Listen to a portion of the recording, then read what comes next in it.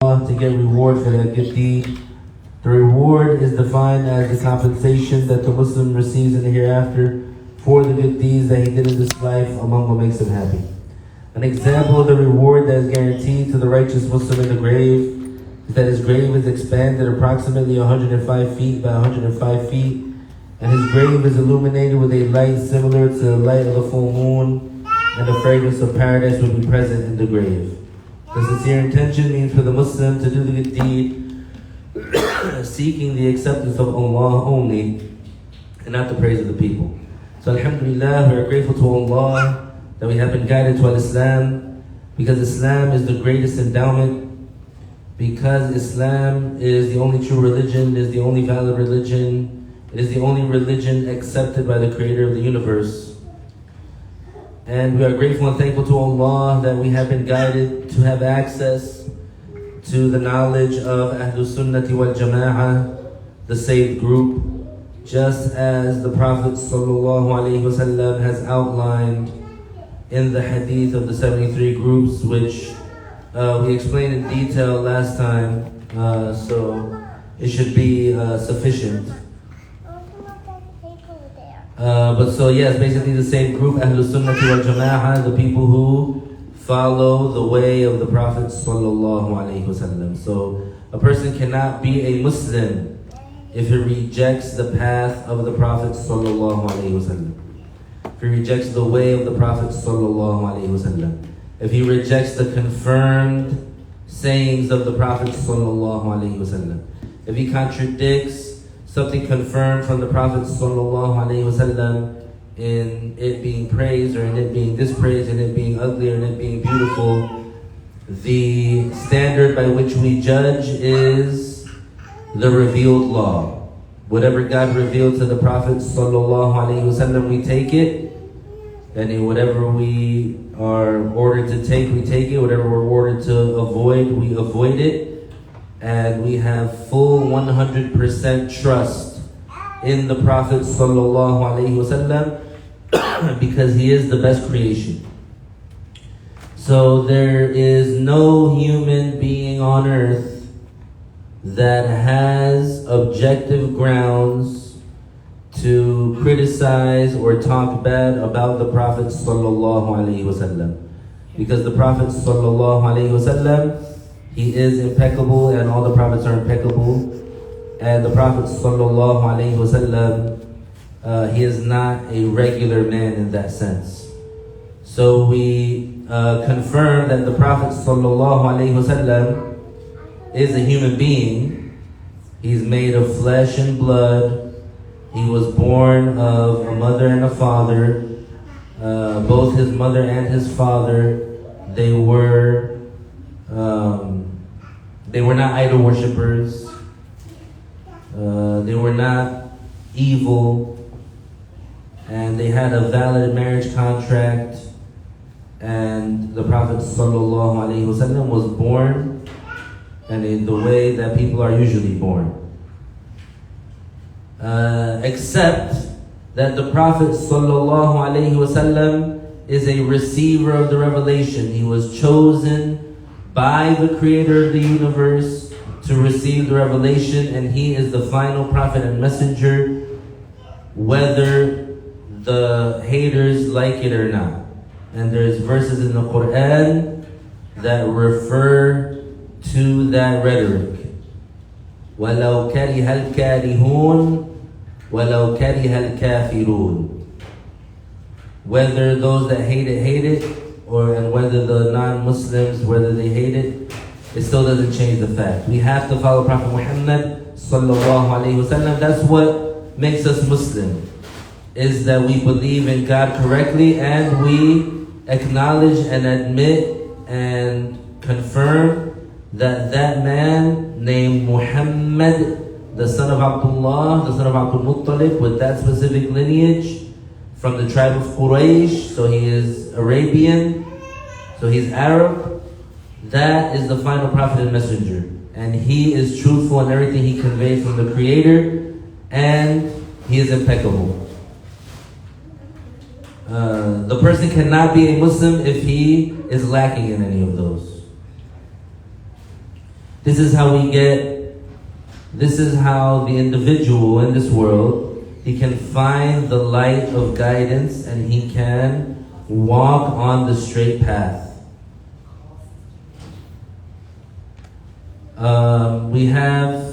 We're continuing on with Abu Shujā, which is a beginner's book in the Islamic law according to the fundamentals of Al-Imam al-Shafi'i, and according to the ijtihad and the deduction of Al-Imam al-Shafi'i in those things that were not explicitly mentioned in the Quran or in the Hadith.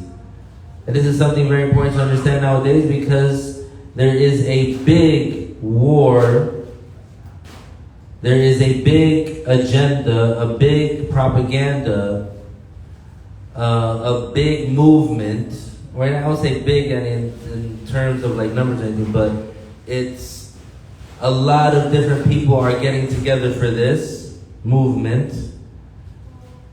A lot of different organizations are getting together for this movement. A lot of funding, a lot of money is being allocated to this movement, which is the movement to try and discredit the Prophet ﷺ, to eventually get to discrediting the Quran. So that's the final objective of these people, is to eventually get the person to negate the Quran. But they know they can't just outright say that the Quran is wrong. First, they have to appear as if they are advocating for following the Quran. But this is just a trick. This is just a deception on their part to try and lure an uneducated, weak-minded person into rejecting the Prophet ﷺ. Because what they want to do is they want to nullify the Islamic law. They want to come to the person and say, it's not mentioned in the Quran, so you don't have to follow it.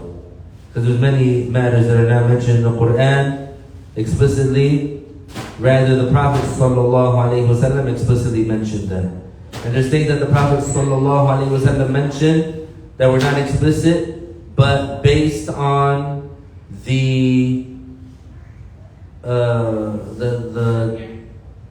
based on the proofs from the Quran, the theme of the Quran, the fundamentals of the Quran, and the fundamentals of what the Prophet ﷺ said. From that, certain people like Imam al-Shafi'i, they can extract judgments using evidence. For us, the common Muslim that is not at that level where he can extract judgments directly from the Quran and from the Hadith, we have to follow an Imam within the infrastructure of the law.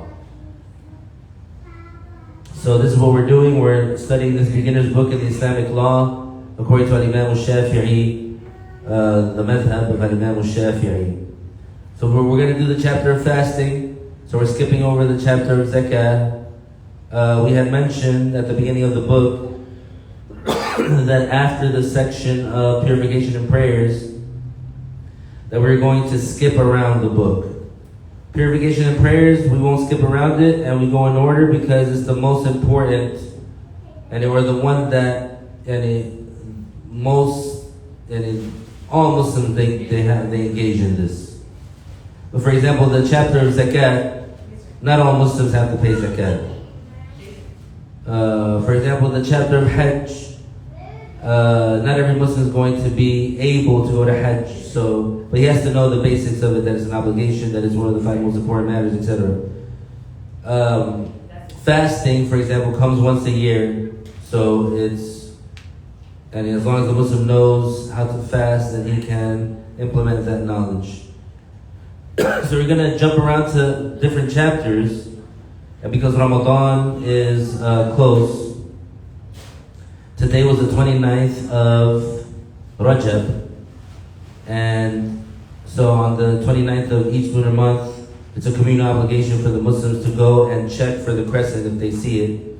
If they don't see it, they go one extra day to complete the 30 days of the month, and then the day after that will be the first of the month. And if they do see the crescent on the night of the 29th, then they know that the next day is the first day of the new month. So tonight was the sighting, and we still haven't gotten word back from other locations that were sighted, but it was sighted tonight anywhere in the world, and that sighting was confirmed. One trustworthy male Muslim saw it with his naked eye without the assistance of any lenses. And that news reaches us, then it becomes confirmed. We can go by it. So we judge tomorrow as the first of Sha'ban, which is the month that comes after Rajab. And Sha'ban is the month that comes right before Ramadan. Sha'ban is the 8th lunar month. Rajab is the 7th lunar month. The 9th lunar month is Ramadan. So because Ramadan is about a month away, it's befitting for us to go over the information for fasting in this book. So we're starting on page 242 for whoever's following along with a hard copy. Conditions, integrals, and invalidators of fasting. There are 4 conditions for the obligation of fasting: Islam, puberty, sanity, and the ability to fast. So these 4 things is how it's going to come. The one who these 4 matters are, that they apply to him, he is a Muslim, he is pubescent, he is sane, and he has the physical ability to fast. The one who has those 4 things, that person is obligated to fast. He's not excused from fasting, and he's not allowed to not fast. Fasting has 4 obligations: the intention, refraining from eating and drinking, from sexual intercourse, and from intentional vomiting. These are the invalidators, the things that invalidate the fast: eating and drinking, sexual intercourse, intentional vomiting. And we're going to get to the explanation. This is only the text. Once fasting is broken by 10 things: whatever intentionally reaches the internal cavity and the inside of the head, enema injection into one of the 2 private parts, intentional vomiting, intentional sexual intercourse in the private part, emitting many caused by contact, menstruation, postpartum bleeding, insanity, losing consciousness the whole day, and apostasy. 3 things are recommended while fasting: rushing to break the fast, delaying the suhoor meal, and leaving out undesired talk. There are 5 days on which it is forbidden to fast: the 2 Eid days and the 3 days of Tashriq. It is prohibitively disliked to fast the day of doubt unless it fell in compliance with one's habitual practice. The one who intentionally has sexual intercourse during the daytime of Ramadan has to make up that day and fulfill an expiation, which is freeing a Muslim slave. If he does not find one, then fasting for 2 consecutive months, and if he is unable, then to feed 60 poor people, for each of them the fill of 2 average-sized hands cupped together. Whoever dies while having fasting days of Ramadan still to make up, it is paid on his behalf for each missed day the fill of 2 average-sized hands cupped together. The old person who is unable to fast abstains from fasting and pays for every day the fill of 2 average-sized hands cupped together. The pregnant woman and the nursing woman, if they feared for themselves, they may break the fast, and they have to make it up. If they feared for their children, they may break the fast, and they have to make up the missed days as well as pay an expiation, which is the fill of 2 average-sized hands cupped together for each day. And it is 1 1/3 Iraqi Ritul volume unit. And we're going to explain everything. The sick person and the traveler who is traveling a long travel may break the fast, and they have to make it up. So now the explanation. Fasting Ramadan became obligatory in the 2nd Hijri year. Linguistically, Saum means to abstain. So yeah, we're getting into the explanation. So when did it become an obligation on the Muslims to fast the month of Ramadan? It became an obligation on the Muslims to fast the month of Ramadan, the 2nd Hijri year. What does that tell us? That tells us that the Prophet ﷺ and the Muslims in Mecca they spent 14 years not fasting in Ramadan because it wasn't revealed yet the order to fast during Ramadan.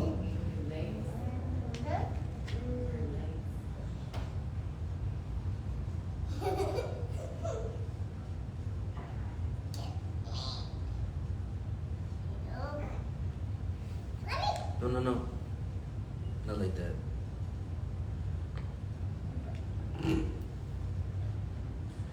So that gives you an insight into the way that the Muslims and how these judgments, how they lived the revelation. How those companions, they lived the revelation. Now linguistically, the term for fasting in Arabic, Sawm, it means to abstain.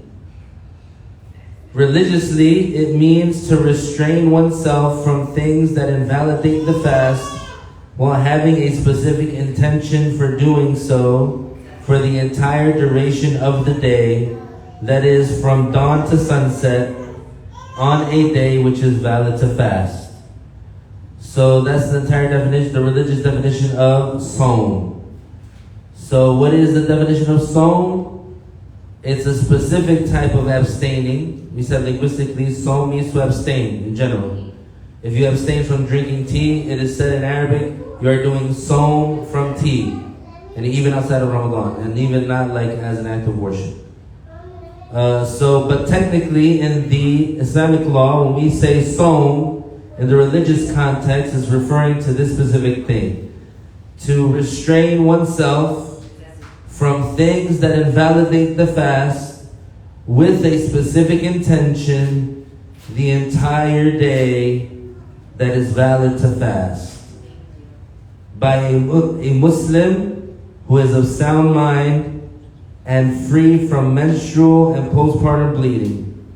So fasting half a day is not considered Sawm. So if someone, they fast for a couple hours and then they eat or drink without an excuse and their fast is broken, they're not considered to be fasting. In order for it to be judged as fasting, they have to fast the 24 hours.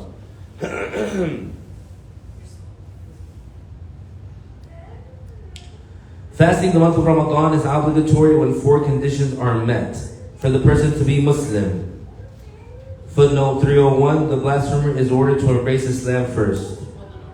So that means the non-Muslim, while he is in that state of being a non-Muslim, if he were to do the same exact thing as the Muslims do for fasting, which is not eat, not drink, and avoid the invalidators from the appearance of the dawn until sunset, it wouldn't be counted for him. He would not get the virtue or benefit of fasting, and he would get no reward. So that's the first condition, to be Muslim. So the non-Muslim, his fast won't be valid. Second condition is to be pubescent. The pubescent is defined in Islam by the occurrence of one of 3 things. So there's a list of 3 things. If any of them happen, then that person, if any of them happen to that person, then that person is considered pubescent, no longer prepubescent. The first thing is menstruation. So as soon as a female menstruates, she is no longer prepubescent. She is considered pubescent. The earliest age that a girl can reach pubescence is 9 lunar years. The second matter by which a person is judged as pubescent is the emission of al-mani, which is the sexual reproductive fluid that both women and men emit when they climax. And it is the combination of those 2 fluids together and those 2 fluids being lodged into the uterus of the woman, that's how pregnancy occurs. So if either the male or the female, they see their sexual reproductive fluid, like through a nocturnal emission, they had a wet dream, and so this mani, this sexual reproductive fluid exited, so now they are considered to be pubescent. And the third thing is reaching 15 lunar years. So if before 15 lunar years, the person did not menstruate or their mani did not exit, then just by reaching 15 lunar years of age, they become pubescent. Yani, not prepubescent.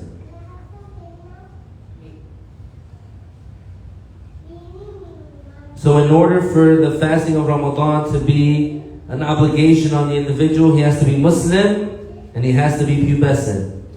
And he has to be sane. The third condition, he has to be sane. If someone is insane, their fast is not valid. But of course, if someone is insane, they're not accountable. So they will not be blameworthy for not fasting. On Judgment Day, they will have no sin. And the fourth condition is to be able to fast. When we say able to fast, let's see if they talk about it. No, they don't talk about it. To be able to fast, it means that the fasting does not cause a harm that is, does not cause a harm that makes it permissible to make tayammum. That's how the scholars of the Islamic law, how they define that. They said, if the person by fasting, he gets harmed, and that harm is eligible for the person to make tayammum, the dry purification, then he's not obligated to fast.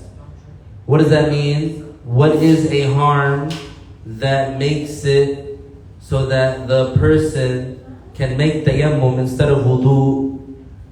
That harm is, for example, like death. So if the person fasts, because he fasts, he'll die, he's excused from fasting. That thing is like, that harm is like, if he fasts, his kidneys shut down. If he were to fast, his kidneys would shut down. So he's excused from fasting, he doesn't have to fast. If he were to fast, he would go into a coma. So he's not obligated to fast, he's excused. So the ability here is referring to the physical ability. Can they actually physically fast without being harmed? If the answer is yes, and they are Muslim, and they are sane, and they are pubescent, then they have to fast the month of Ramadan. They are obligated to fast the month of Ramadan. They are morally obligated to fast the month of Ramadan. They are not entitled to leave it out.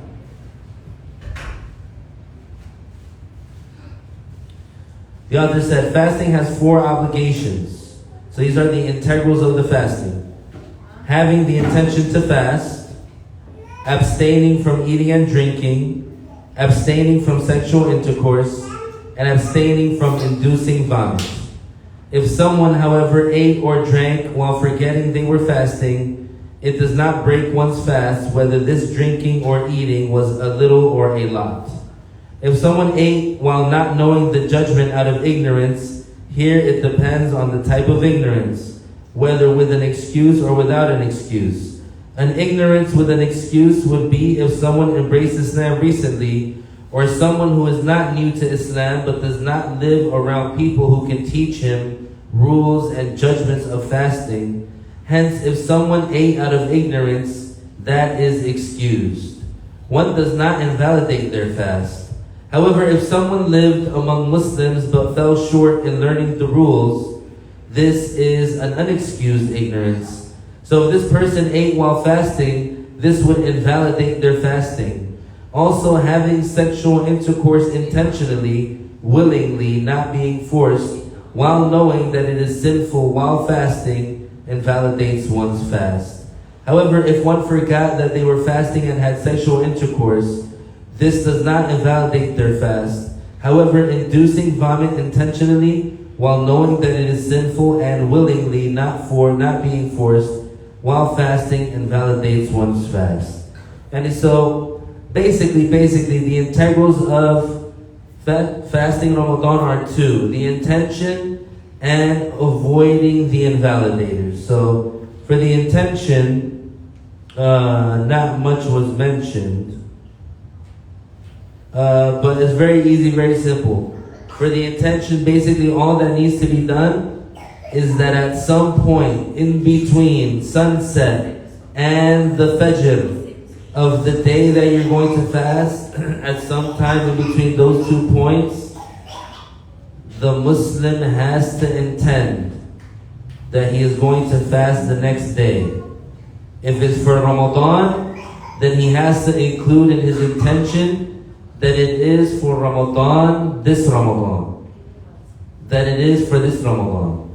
So an example of a valid intention to fast, the obligatory fasting of Ramadan, is for the Muslim to have present in his heart sometime between sunset and the appearance of the dawn of the day he wants to fast, that I intend to fast the obligatory fast this Ramadan. That is a valid intention. So let's say tomorrow I wanted to fast. Let's say recommended fast. So we recommend it because it's Thursday. So tomorrow, Thursday, I want to fast a recommended fast. At some point tonight, after Maghrib started, and before Fajr begins, at least for one moment in time, I have to have the intention that I am going to fast tomorrow, the Sunnah fasting of the Thursday. That's the intention. So that has to be done for a recommended fasting or for an obligatory fasting.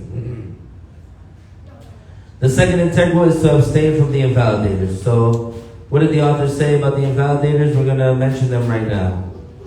Fasting is invalidated if any of the following 10 matters occurs. So any of these 10 matters that occur, these are invalidators. Number 1, inserting intentionally any substance into a body cavity, including the brain, chest and abdomen, or the head, through any of the natural openings, mouth, nose, or through an open cut on the head that would allow a foreign entity to reach the brain. So as you can see, it is broader than eating and drinking. This invalidator of the fasting, it is broader than eating and drinking. But eating and drinking is usually the one that the Muslim is most exposed to, or the one that the Muslim is most familiar with. But inserting any substance, and anything that has a size, into a body cavity, like the brain, the chest, the abdomen, or the head, through the natural opening, so the head, like this area, I guess, through any of the natural openings, like the mouth and the nose, because you can snort something through your nose and it'll hit your brain. So it goes inside your head. Or through an open cut on the head that would allow a foreign entity to reach the brain. If someone had a hole in their head and they were still living and breathing, which is very possible, that person, if they stick something inside of their head, they would invalidate their fast. So the inserting anything into the anus or into the urethra or vagina. So for the male and female, they insert something into their anus, like an enema, like a suppository, like a finger, then they invalidate their fast. And the same thing for the urethra or vagina. If somebody put something in their urethra, which would be very, very painful, it will break their fast. If a woman put something into her vagina, any object into her vagina while fasting, she breaks her fast. The third thing that we're mentioning is inducing vomit while knowing that it is unlawful and remembering that one is fasting. Now for all of these, if the person, they're remembering that they're fasting and they do that thing willingly, and they know that this thing is forbidden to do while fasting, their fast is broken. But if they did not know that this thing is forbidden to do while fasting due to an excused ignorance, like the one who lives far away from the Muslims who know this information and so he was never taught this information, that person is excused. He is taught and he's excused for that ignorance. This is one of the few scenarios where ignorance saves the person. But if the person was ignorant because he doesn't want to learn, he doesn't have access to that information, but he neglects to learn it, that person has an unexcused ignorance, and if he does something while fasting that invalidates his fast, that he didn't know, if he does it while fasting, it breaks his fast, or that is forbidden, he will still break his fast. The third thing is inducing vomit while knowing that it is unlawful and remembering that one is fasting. And if you put something down your throat so that you can throw up, that invalidates the fast, even if the person, he did not swallow any of that back. Number 4 is engaging in sexual intercourse in the genitals or the anus while knowing that it is prohibited and remembering that one is fasting. So here we're not looking at, and we're talking about this thing occurring whether the person is married or not, okay? So if the person does it while being married, that has the same judgment as if the person, if they do it while not being married. For the intercourse while being married, this is normally permissible, yani outside of the day of Ramadan, outside of fasting is permissible, but because of the fasting, it has become forbidden until the sun sets. You had a question over there? Yeah.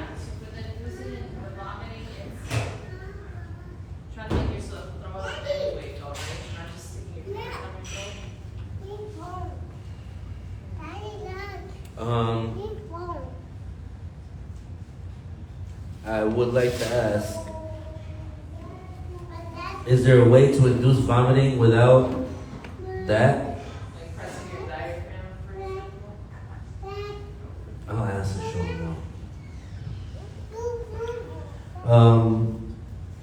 There's another question here about acid reflux. So, acid reflux, if it goes beyond the exit of the letter ha in the throat, when you say ha, when you say ah, the letter ha in Arabic, alif, ba, ta, tha, jim, ha. So the letter after jim and before ha. So the ha, it comes from the middle of the throat. If when the person has acid reflux, it goes past that, and into the mouth, like past it, going upwards, and then the person is able to remove it or spit it out, and he doesn't, and he lets it come back down, like he swallows it back, then this would invalidate the fast. But if it doesn't get that high, then it's still considered to be inside of the body. And I don't think it gets that high. In the case that he's unable to, still wouldn't validate. Absolutely. So if it does come up and he, consciously tries to avoid that going back down, but it goes back down without his ability to stop it, that does not invalidate the fast. Now, if the person engages in sexual intercourse in the anus, this breaks the person's fast. And whether it was one's wife or not, and whether it was same gender or not. The fifth thing that invalidates the fast is ejaculation resulting from masturbation. Masturbating during the day of Ramadan invalidates one's fasting. Similarly, one invalidates one's fasting by ejaculating as a result of intentional kissing or touching without a barrier, while knowing that it is prohibited, whether or not one wanted to ejaculate. The emission of the mani while sleeping does not invalidate one's fasting. Also, fasting is not invalidated by looking or thinking, when normally this person does not emit mani just by looking or thinking. but it happened that time. So when we say masturbation, or when the scholars of the Islamic law, when they say masturbation, they're referring to making your mani come out through contact. So whether it was by, let's say, rubbing on an inanimate object until the mani exited out, this validates the fast. Or kissing or touching, etc., caressing, if the mani comes out from that while fasting, it invalidates the fast. Of course, while knowing that it is forbidden to do. And also, again, the same case applies. If the person lives in a place where there aren't Muslims there that know these rules, and so he never learned that, then this is an excused ignorance. Yes, that is an excused ignorance, because the only way that that Muslim can know the judgment of that thing is by him being taught. And that applies to all the rules pertaining to halal or haram. Halal and haram. The sixth thing is menstruation. So the moment that a woman sees blood from her menses, and the moment the woman sees blood that she judges as menses, her fast is automatically broken. Number 7 is postpartum bleeding. So this is the bleeding that occurs after the woman gives birth. So after she gives birth, some blood comes out, and when the moment that blood starts coming out, her fast is broken. So she gave birth while fasting, and then she started bleeding after she gave birth, her fast is broken. Number 8 is insanity. So if someone, while fasting, they become insane, their fast is broken. Number 9, losing consciousness the whole day. So here, losing consciousness, we're referring to fainting. So if a Muslim fainted before the dawn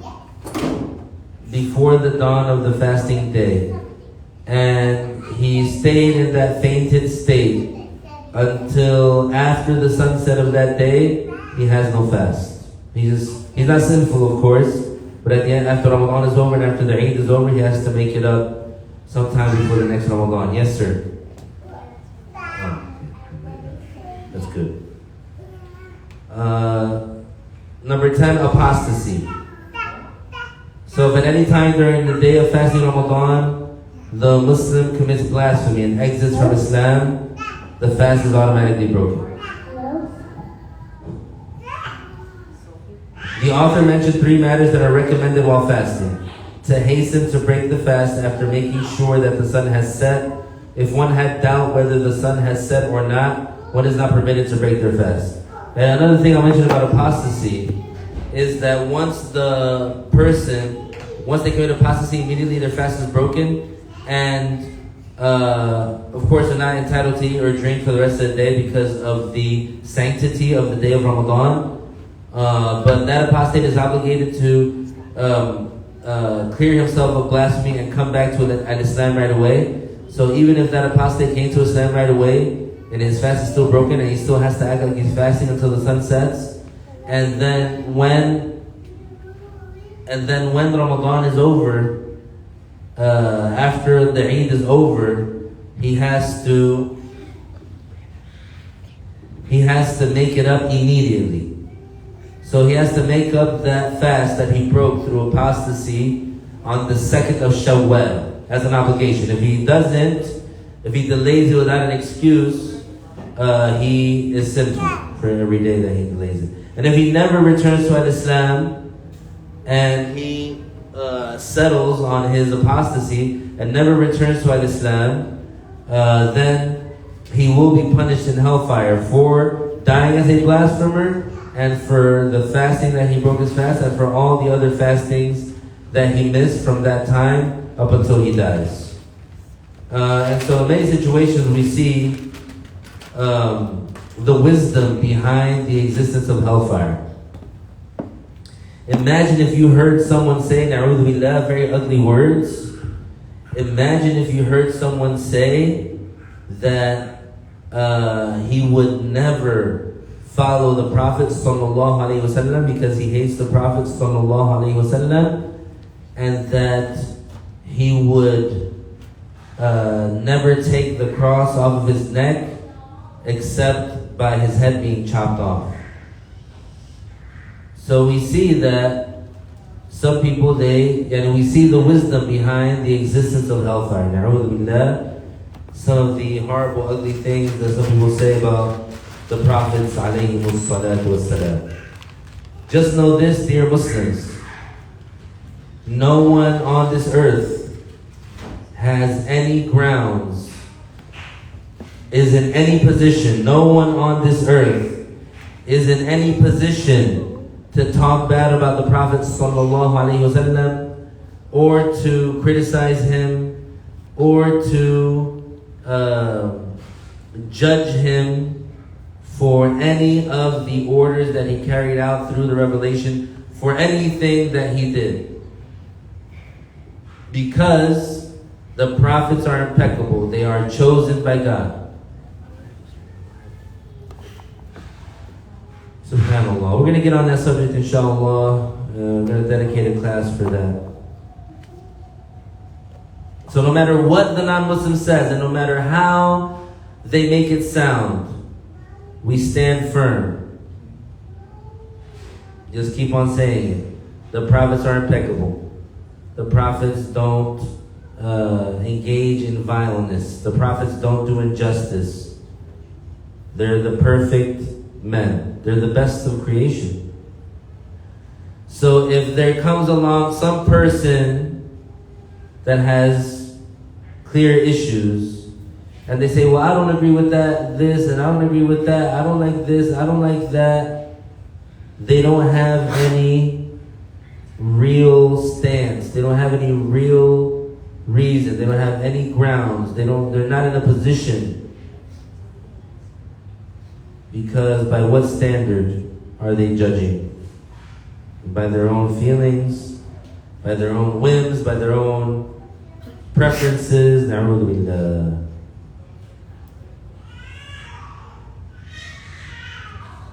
So the author mentioned 3 matters that are recommended while fasting. Number 1, to hasten to break the fast after making sure that the sun has set. If one had doubt whether the sun has set or not, one is not permitted to break their fast. So that means as soon as you know Maghrib is in, you rush to break the fast. Don't delay it. But if someone is not sure, is Maghrib in or not yet, he has to wait until he's sure before he breaks his fast. If he does break his fast while being unsure that Maghrib is in, his fast is invalidated. Subhanallah. Number 2, to delay the sahur meal. Its time begins after the middle of the night. Yani the dawn meal, pre-dawn meal, and it's any time after half of the night has passed and the night is divided, or the night is known from the beginning of Maghrib until the appearance of the true dawn. So you count how many hours that is and you divide by 2. The second half, or the middle point, is called the middle of the night, and that point after that is called the second half of the night. So the time to eat sahur, and to get the virtue of that recommended matter, it begins after half of the night has passed. So let's say that Maghrib comes in at 6, and let's say that the true dawn comes in at 6. Let's just make it an even 12. And so what would be the halfway point of that is 6. So 6 hours from 6 p.m. No. 6. Yeah, 12. In this case it's 12, mashallah. But it's not always what people call midnight, 12 o'clock. Sometimes it's a little bit before that. But anyways, after that time, then it's recommended to wait to eat the pre-dawn meal until that time. A lot of people, they wait until there's like half an hour left of the night, and half an hour before the dawn appears. Half an hour before they have to start fasting, they take the pre-dawn meal, or an hour before. So it's a good thing to delay it as far as possible, and as close as you can reasonably get to the dawn, and without risking eating when it becomes the dawn. To avoid repulsive speech such as lying, backbiting, and talebearing. So this is recommended. It is not an invalidator. So if someone says repulsive speech like a curse word, like a vulgarity, like profanity, this impacts the reward that they get for fasting. If they lie while fasting, their fasting is still valid, but the reward is impacted. Backbiting, ghiba, which is saying something true about a Muslim behind his back that he hates to be mentioned.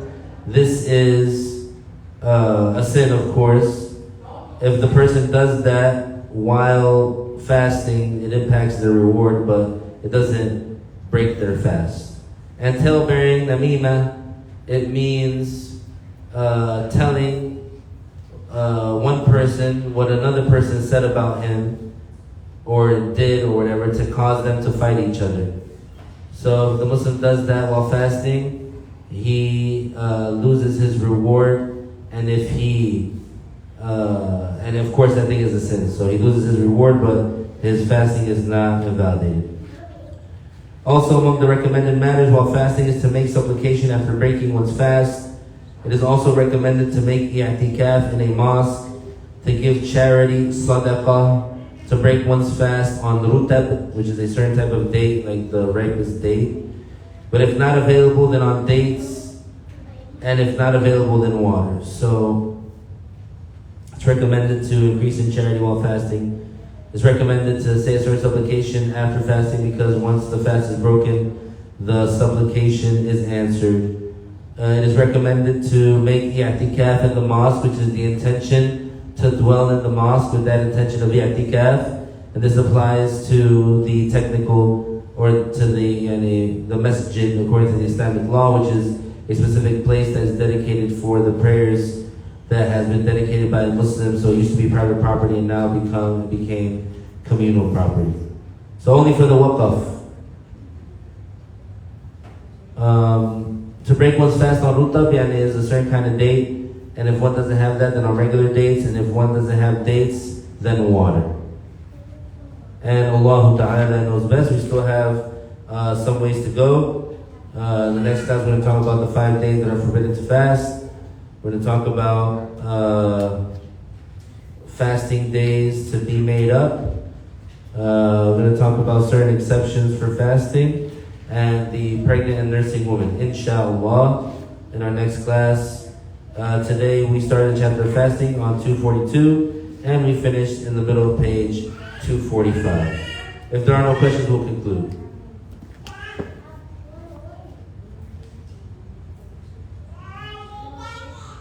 طيب نهلل لا إله إلا الله اللهم صل على سيدنا محمد وعلى آله وصحبه وسلم رب اغفر لي وللمؤمنين والمؤمنات بارك الله فيكم السلام عليكم.